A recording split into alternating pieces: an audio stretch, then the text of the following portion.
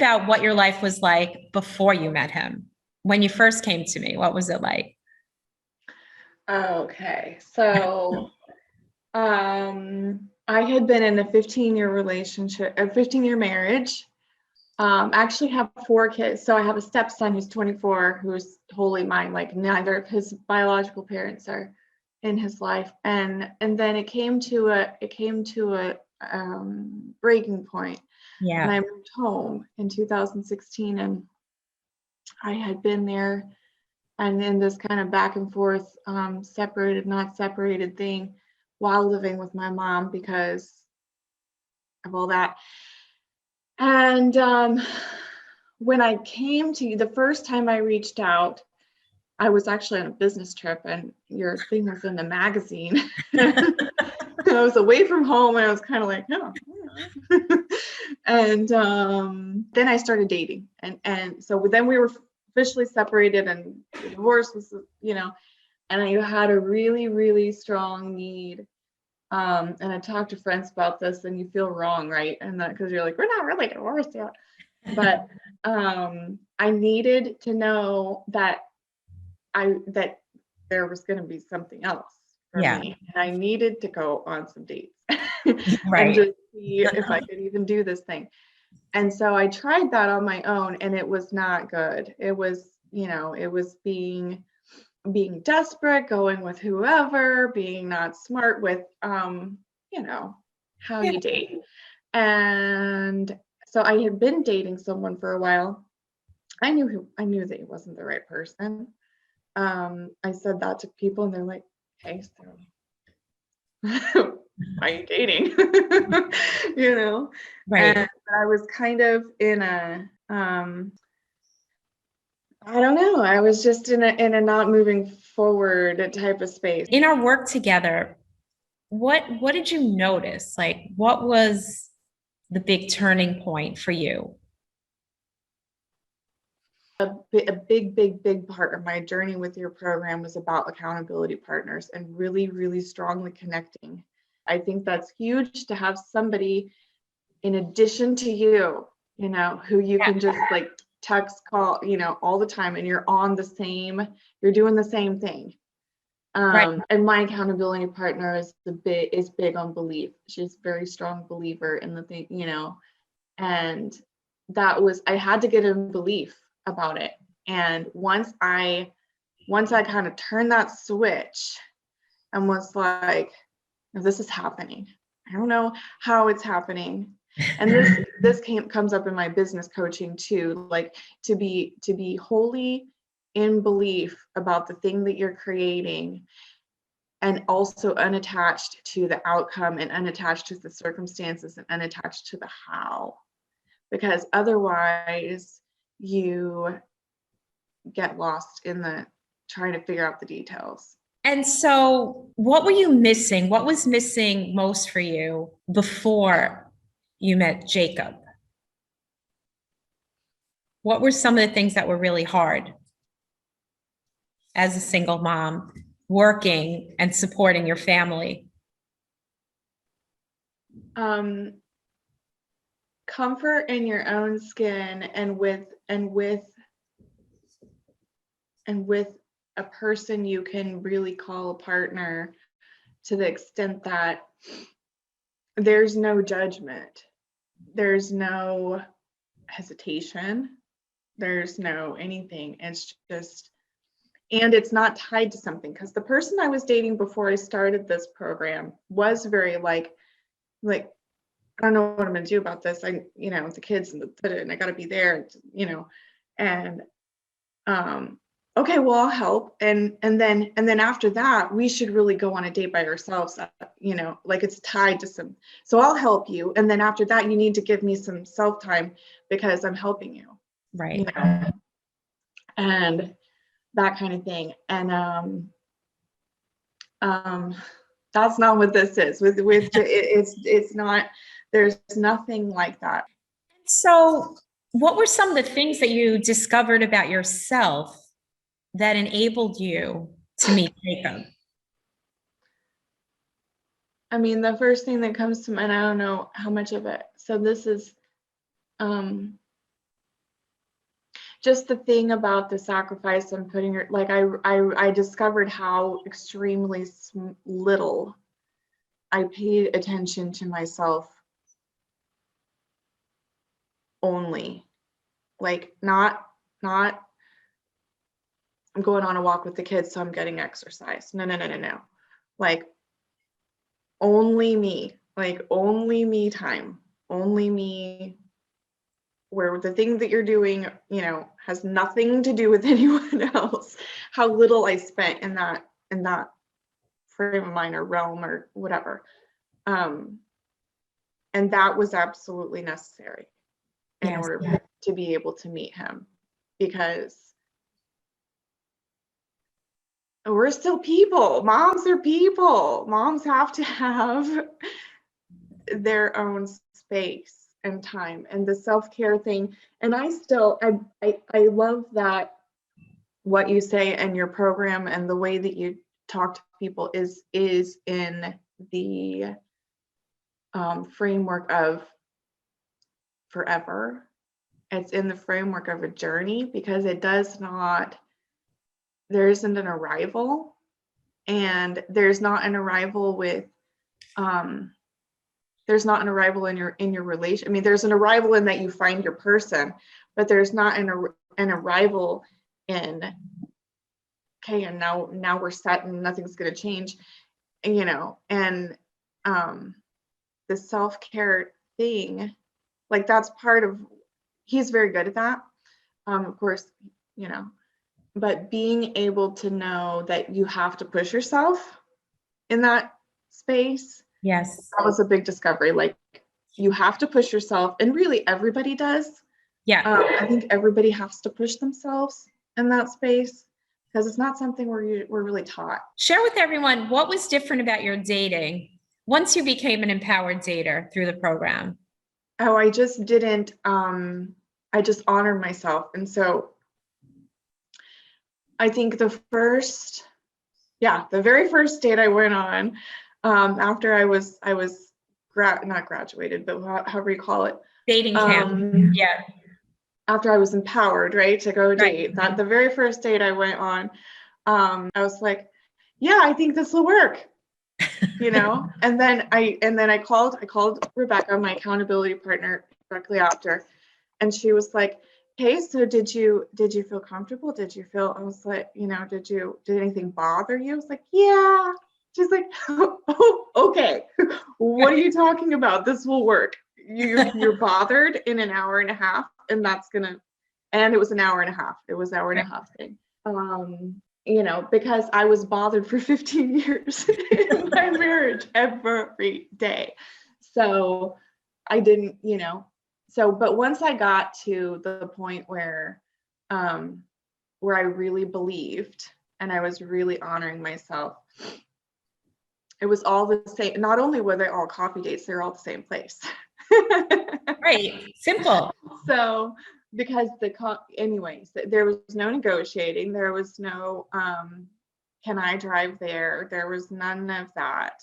And so it was just, it's fine. If you can't go to the coffee place that I go to, then that's fine. Well, that's where I'll be. So, you know, and it was without remorse. Like, you know, like, if you're bothered or you're anything, then obviously that's not going to work. You can't be bothered by the person that you live with or that you're going to live with for, you know, forever.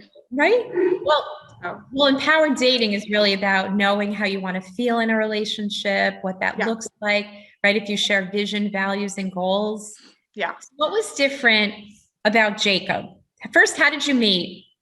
And then what was different about him? So, I mean, we met, he was on Google, the Google dating app, not Google, the Facebook dating app. And I was just very drawn to his picture, and you know, that whole thing about, and it wasn't like, he's not like a magazine model, like, you know, it wasn't like that. It was just the energy of it, you know. Yeah. And so anyway, so we talked on the phone probably two or three times. And then we went to coffee. And so we walked around downtown, and but it was when we when we went to the coffee shop, it was one of those things where we probably sat there for like all of 5 minutes. And I was like looking around, I was like, I already want to say stuff to you that I don't want anybody to hear. Because you don't want to have, sometimes coffee shops are like that, where and so I was like, well, do you want to take a walk? He's like, yes, can we go for a walk? So, and there's this really cute little courtyard next kind of around the corner. And so we spent a lot of time sitting there talking. And what was different is it wasn't, first of all, nothing bothered me. That was the big like check, And then it was just this, I just felt comfortable. I didn't feel like there wasn't anything that I said or that he said that I was like on edge, or I didn't feel judged. I didn't feel any of the, Yeah. And it was just an energy. I don't know. It sounds like whatever, okay, but it's just true. And so it was just an energy. So it was just like.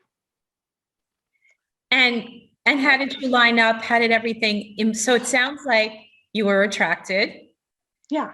It sounds like you felt your emotional needs being met, right? Mm-hmm. You felt comfortable. Mm-hmm. And in terms of vision and values and goals, it sounds like, you were. Yeah. So that, I mean, and so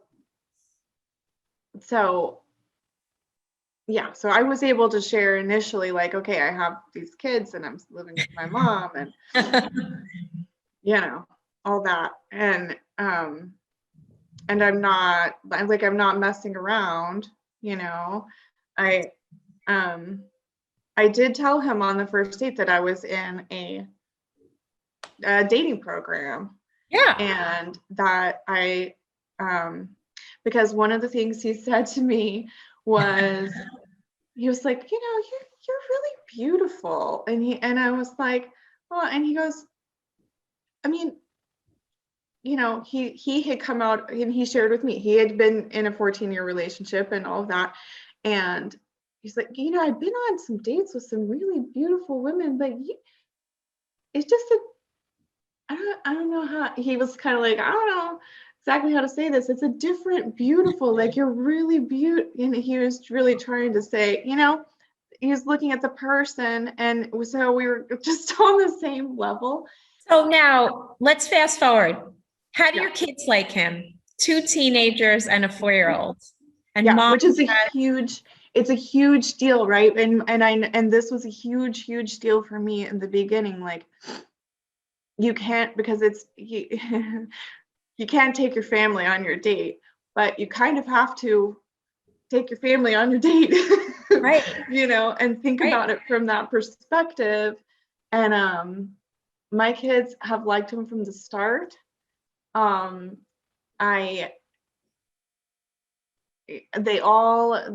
jive together. They, just all the things. Now, okay, so now he comes, we have dinner at his house, dinner at my house. We have our own houses, because when we met, we're both newly first-time homeowners. And so we're both really, really enjoying that which is fun, because we get to do that together. Yeah.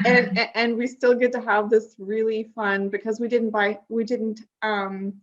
neither of us lived alone. He had roommates a lot, and so neither of us lived alone when we were young. So it's like a kind of, it's just fun. Anyway, they all really love him. And my youngest daughter, he loves to play. Okay, so he loves to play, like whole, like kid level play. And we got a jungle gym, and for the backyard, because it's COVID and blah blah blah, we got a jungle gym for the backyard. And he helped me set it up. It was a Christmas thing, so it arrived, Christmas morning. It poofed into the backyard, and he went out with her that morning and just jumped right up on it. It was going upside down and swinging back down, and he just loves that. And so that's one of the things I really love, is just like joyfulness. And then he's great with the teenagers too. So he just kind of matches them, Yeah. And he knows how to kind of guide them without seeming like he's guiding them, because that's what teenagers need sometimes. That's right. And how do your kids feel, do you think, especially the teenagers, that, mom has a partner, my mom has someone special in her life, really cares for her, that it's not only about them? No, it's very important to them. And that's something that I didn't realize until they started communicating that about Jacob. And the first time it was, we went by his house, and this was when we were distancing. We went by his house to drop off dinner, or something like that. So we couldn't have dinner together. So I was trying to share. And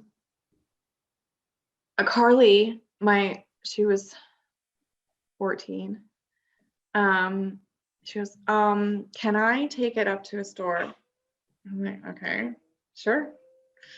And she was like, okay. And I didn't know this, but she had written a note to him.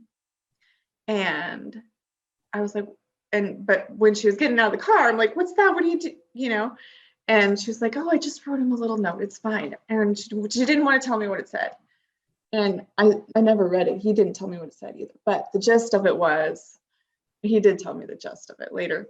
But the gist of it was just that, like, thank you so much for being there for my mom, and for being, what she needs, and for being just,